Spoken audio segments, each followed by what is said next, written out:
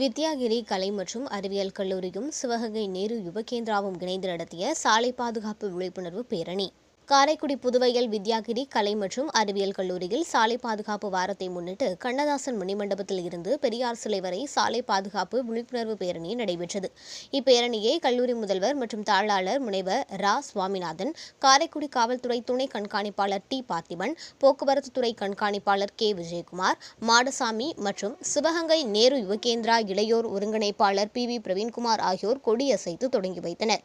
இதில் விபத்தில்லா தமிழகத்தை உருவாக்குதல் மற்றும் சாலை பாதுகாப்பு குறித்து விழிப்புணர்வு கோஷம் எழுப்பப்பட்டது. இதில் வித்யாகிரி கலை மற்றும் அறிவியல் கல்லூரி, பல்வேறு அமைப்பு, நாட்டு நலப்பணி திட்டம், இளையோர் செஞ்சிலுவை சங்கம், செஞ்சுருள் சங்கம், போதை ஒழிப்பு சங்கம் ஆகிய அமைப்புகளின் தன்னார்வ தொண்டர்கள் பதாகைகளை கையில் ஏந்தியபடி போக்குவரத்து மாண்புகளையும் விதிமுறைகளையும் கடைபிடித்தல் தொடர்பான வாசகங்களை கூறியபடி விழிப்புணர்வு பேரணியை நடத்தினர்.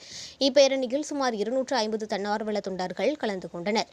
மேலும் இப்பேரணியை நாட்டு நலப்பணி திட்ட அலுவலர் முனைவர் சேது கல்பனா, செஞ்சுருள் சங்க அலுவலர் முனைவர் ஹெச். லிடியா, போதை விழிப்புணர்வு சங்க அலுவலர் முனைவர் ரதி தேவி, இளையோர் செஞ்சிலுவை சங்கம் அலுவலர் பிரீத்தி பூஜா ஆகியோருடன் மாணவர் ஆலோசகர் சங்க தலைவர் ந. முகமது கைஃப் மற்றும் கல்லூரி மாணவ மாணவிகள் ஆகியோர் ஒருங்கிணைந்து செயல்பட்டனர்.